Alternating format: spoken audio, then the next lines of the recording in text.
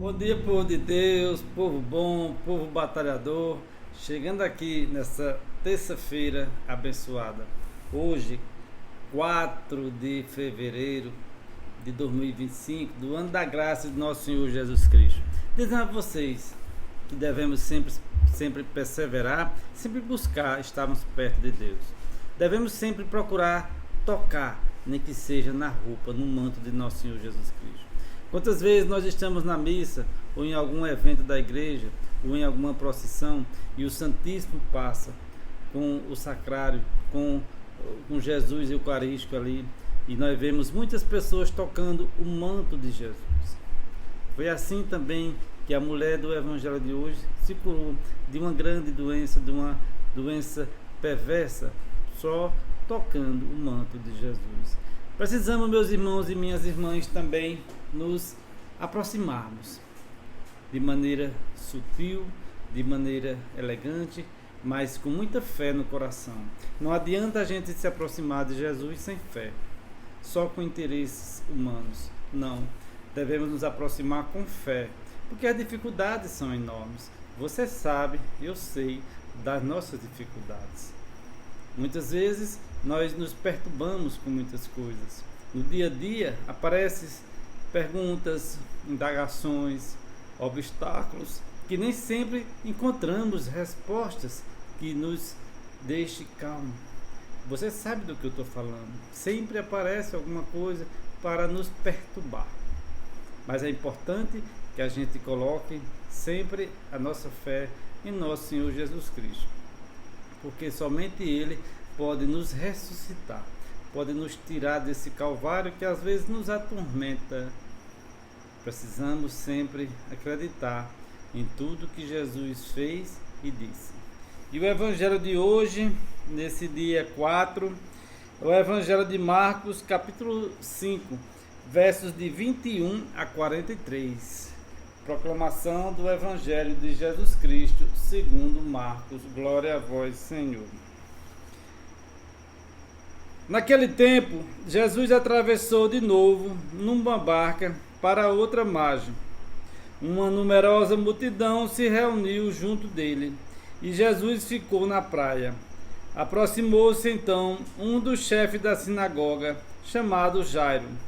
Quando viu Jesus, caiu a seus pés e pediu com insistência: Minha filhinha está nas últimas. Vem, põe as mãos sobre ela, para que ela sare e viva. Jesus então o acompanhou.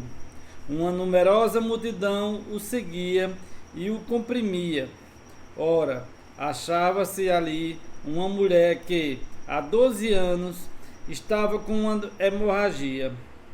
Tinha sofrido nas mãos de muitos médicos, gastou tudo o que possuía e, em vez de melhorar, piorava cada vez mais. Tendo ouvido falar de Jesus, aproximou-se dele por trás, no meio da multidão, e tocou sua roupa. Ela pensava: se eu ao menos tocar na roupa dele, ficarei curada. A hemorragia parou imediatamente e a mulher sentiu dentro de si que estava curada da doença. Jesus logo percebeu que uma força tinha saído dele e, voltando-se no meio da multidão, perguntou: Quem tocou na minha roupa? Os discípulos disseram: Estás vendo a multidão que te comprime e ainda perguntas: Quem me tocou? Ele, porém, olhava ao redor para ver quem havia feito aquilo. A mulher, cheia de medo e tremendo, percebendo o que lhe havia acontecido, veio e caiu aos pés de Jesus e contou-lhe toda a verdade. Ele lhe disse: Filha, a tua fé te curou. Vá em paz e fica curada dessa doença. Ele estava ainda falando quando chegaram alguns da casa do chefe da sinagoga e disseram a Jairo: Tua filha morreu. Por que ainda incomodar o mestre? Jesus ouviu a notícia e disse ao chefe da sinagoga: Não tenhas medo, basta ter fé. e não deixou que ninguém o acompanhasse, a não ser Pedro, Tiago e seu irmão João. Quando chegaram à casa do chefe da sinagoga, Jesus viu a confusão e como estavam chorando e gritando. Então ele entrou e disse: Por que essa confusão e esse choro? A criança não morreu, mas está dormindo. Começaram então a caçoar dele, mas ele mandou que todos saíssem, menos o pai e a mãe da menina, e os 3 discípulos que o acompanhavam. Depois entraram no quarto onde estava a criança. Jesus pegou na mão da menina e disse: Talitá cum, que quer dizer, menina, levanta-te. Ela levantou-se imediatamente e começou a andar, pois tinha 12 anos, e todos ficaram admirados. Ele recomendou com insistência que ninguém ficasse sabendo daquilo, e mandou dar de comer à menina. Palavra da salvação, glória a vós, Senhor. Então vejam, meus irmãos e minhas irmãs, que no evangelho de hoje, ele narra para nós 2 acontecimentos importantes. O que chama a atenção é que Jesus, mesmo na caminhada, Jesus mesmo indo socorrer uma família, ele não nos abandona. Mesmo Jesus tendo que socorrer uma família onde uma filha de 12 anos estava à beira da morte, ele não esquece de nos socorrer. É preciso que a gente só tenha fé. Vejam que Jesus estava no meio da multidão. E essa mulher, como eu já relatei aqui em outros vídeos, ela tinha essa doença de sangramento há vários anos. E já tinha gastado tudo que tinha e estava morrendo. Mas ela tinha uma fé. Ouviu falar de Jesus, dos milagres de Jesus, dos ensinamentos de Jesus. E pensou: se eu tocar pelo menos na roupa dele, eu ficarei curada. Essa é a fé que nós precisamos ter. Uma fé verdadeira. Por que ela não tinha condições de se aproximar de Jesus e falar rosto a rosto? Porque naquele tempo as mulheres não tinham essa liberdade. As mulheres eram tidas como seres inferiores. Então, ela ali se esgueirando através da fé, conseguiu pelo menos tocar no manto de Jesus. E ela ficou com medo, porque no meio daquelas pessoas tinham pessoas, sumos sacerdotes, mestres da lei, que sempre seguiam Jesus para ver o que ele estava fazendo, para poder pegar ele alguma falha. Podiam acusar essa mulher de alguma coisa e até ela poderia até ser morta. Mas Jesus, sempre piedoso, sempre amoroso, sempre misericordioso, Jesus parou e sentiu que alguém tocou ele com fé. E ele parou e disse o quê?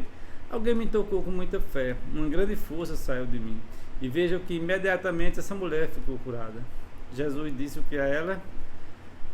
Filha, vai, a tua fé te curou. Ora, avante nós também possamos escutar isso de Jesus. Ora, avante nós também podemos e possamos escutar: filho, a tua fé te curou. É preciso que nos momentos difíceis, de agonia, de dúvidas, de desespero, a gente também procure tocar em Jesus.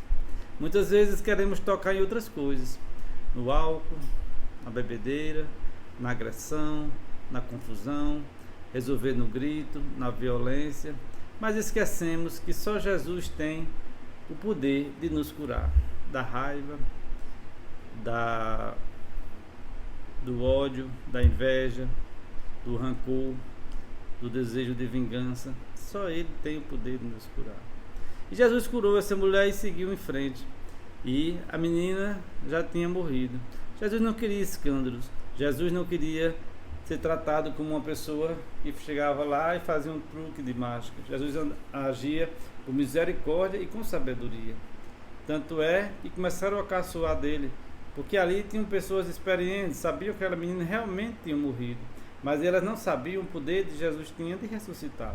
Meus irmãos e minhas irmãs, quantas vezes nós também estamos mortos em várias situações. Às vezes estamos mortos na fé, na caridade, na verdade. Estamos vivendo na mentira. É preciso que você, que eu, também possamos ressuscitar para algumas coisas que já morremos. Jesus toca na mão dessa menina e ela ressuscita. É uma grande alegria para aquela família. Vejam que grande exemplo, que profundidade. Quantas vezes nossos filhos também estão mortos de alguma forma. Estão mortos na fé, estão mortos no vício da droga, estão mortos no vício do álcool, na preguiça, de não querer estudar, não querer trabalhar. É preciso que a gente permita que Jesus também entre em nossa casa.